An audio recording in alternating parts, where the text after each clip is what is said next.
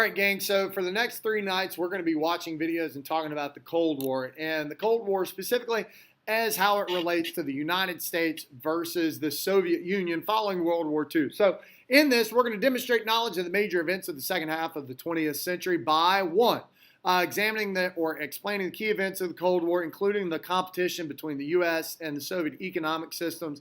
And we're going to talk about the causes of the collapse of communism in Soviet Union and Eastern Europe. And that's going to be over the course of the next couple of days. The next major thing we're going to do is we're going to look at the impact of nuclear power and how we saw patterns of conflict and cooperation since 1945. And early part of next week, we're going to look at the conflicts in Asia. We're going to talk about the Vietnam War. We're going to talk about the Chinese revolutions. And then lastly, we're going to look at some major world leaders that participated not necessarily in the Cold War, but in the second half of the 20th century. Okay, so let's focus on the Cold War today. Let's talk about the origins of the Cold War first. So the Cold War can really be seen as happening or occurring first, or starting rather, at the Yalta Conference, which occurred in February 1945. Yalta is a city in Iran, present-day Iran, and the big three got together there. The big three are Franklin Delano Roosevelt, FDR, Winston Churchill, and Stalin. And you can take a look at this picture right here, and you can sort of see how they all get along there. Now, I want you to think about it. Does it look like they're getting along? Yes or no? We'll talk about that tomorrow.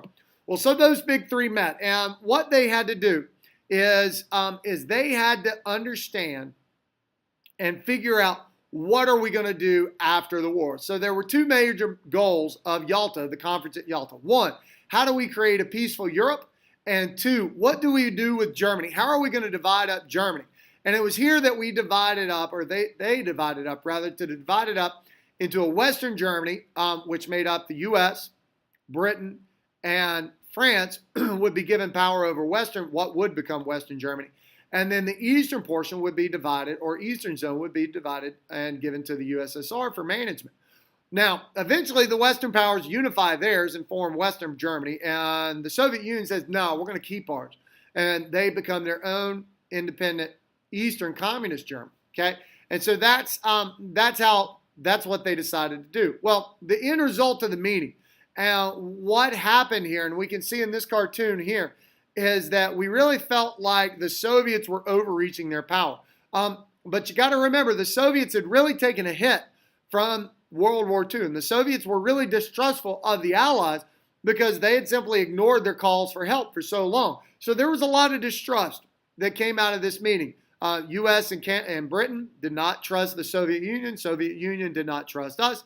And also that we divided up Europe. The Allies divided up Europe. Now, it was obviously not intentional that we be divided into communist and non-communist Europe, but that was the end result. Since they allowed Europe to be divided amongst the powers, and Germany specifically to be divided amongst the powers, what eventually happened was that the Soviet Union got control of Eastern Europe.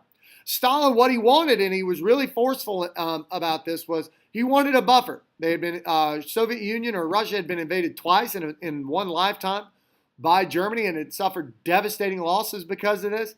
And so he wanted a buffer between himself and Europe, and he also wanted, Germany, and he also wanted a buffer between himself and the Allies in Europe, because he felt that he was worried that they were going to attack him. And that's a legitimate worry, and that's a legitimate fear. Churchill stated that at one point that we should just keep moving on and take out the Soviet forces out of Europe or Eastern Europe and drive them back to the Soviet Union. And the Americans obviously didn't want that. But that was also in response to the fear that the Soviet Union would continue to expand westward as well. So what does the Cold War look like? In reality, the Cold War is a battle of ideologies, or a battle of ideas. Let's start out with the political ideals. One, the United States form of government was a Republican democracy. The Soviet Union, on the other hand, was a communist dictatorship. Now, when we say communism, this is what we mean today. That's not the initial plan of Marx and Engels. That's not the initial plan, really, probably, of even Lenin, but it's what happened was a communist dictatorship. In the United States, officials are chosen with elected officials, and we want to export that model throughout Europe. In the Soviet Union, the officials are chosen by the Communist Party, but the people elect them. So there's one political party, And that political party basically chooses who's going to run for office, and the people get to vote from one political party. Government in the United States and other Western democracies is based on a multi-party system, whereas in the Soviet Union, there's only one allowed political party, and many other communist countries today. Government in our world is based on the Enlightenment ideals. And what I mean by Enlightenment ideals are the idea of freedom, the idea that everyone should have a say in government, the idea of religious toleration. Those are the ideas of American and our and democratic notions. Communists, on the other hand, base their government is structured on the ideas of Lenin, Vladimir Ilyich Lenin, if you'll remember him, and of Stalin, and that is of total control of the state, and the party has total control of your life. In an American system of government or a democratic system of government, our Bill of Rights guarantees that citizens have certain protection against government's powers. In the USSR, the government only, or citizens only have grants or powers that are given to them by government. They don't have anything naturally granted to them by God or some superior power, or because they're simply humans. And that's very different. That's a very different political ideology, that you get your powers or your rights from government. And if government decides that you don't need those rights, they take them away. Well, what about economics? Typically, economics was the driving factor, or what we associate was the driving factor behind this ideology. The United States practiced capitalism, laissez-faire economics.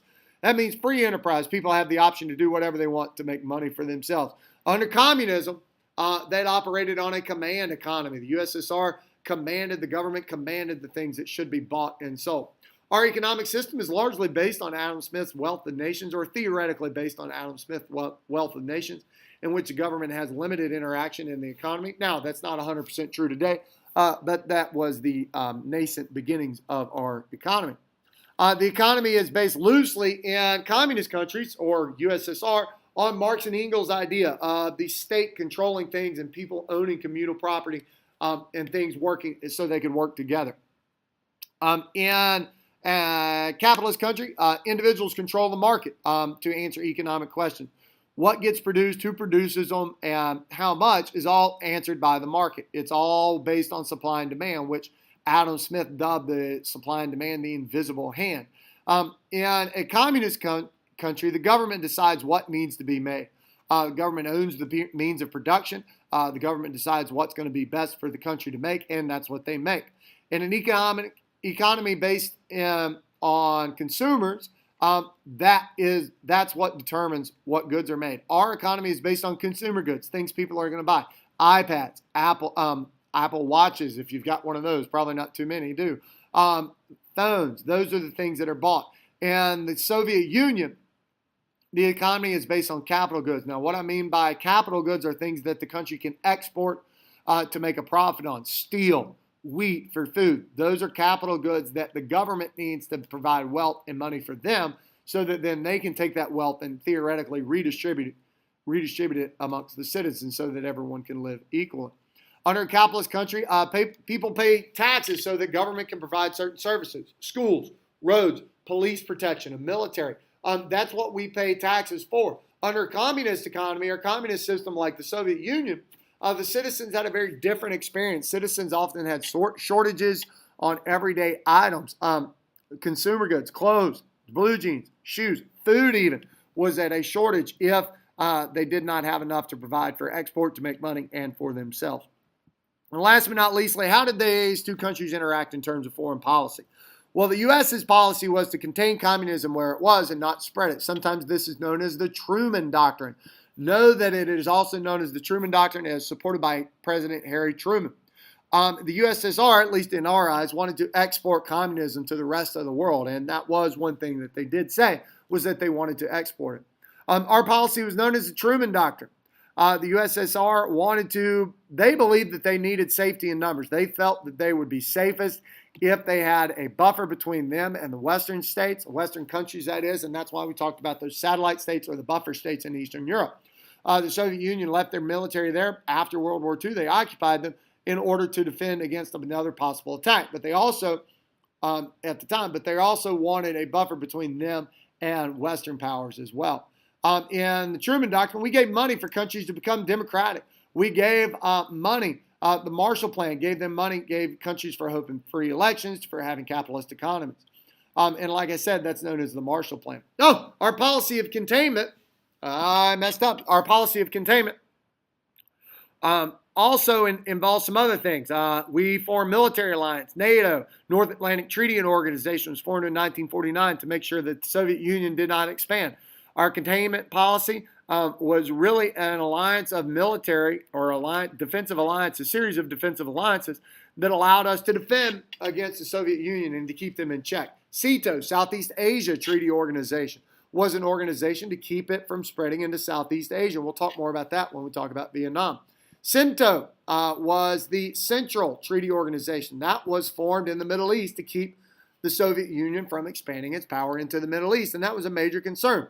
Well, what about the Soviet Union? What was their expansion policy like? Well, the Warsaw Pact gave money and support for countries in Eastern Europe for being non-democratic or for being communist. And it was communist countries providing money. Now, the thing to remember is it was given after the Marshall Plan. So you could argue pretty soundly that the Marshall Plan kind of caused the communists to create the Warsaw Pact, and the Warsaw Pact was done in response to it. China and Korea both became communists, and so that really worried the United States. And it was believed that China and Korea was seen as an expansion of communism. And Vietnam, when it became communist, we were really worried, the capitalist countries, democratic countries were really worried that they were trying to export it. Okay? So tomorrow we'll talk about the key events of the Cold War in the next video, but you can see here that there was a little bit of an expansionist policy, but in reality, the containment policy kept it in check. But the expansionist policy was theoretically seen. Now, the catch here, or the issue here, is that the Soviet Union didn't actually actively try to export it. They did provide military support or financial support, but they often were not the ones trying to export the revolution. It was actually often the Chinese who were trying to export communism. In fact, Stalin and the leader of China disagreed on a lot of things about how communism should be run. So I hope you guys have a great day, and I'll see you tomorrow. Bye.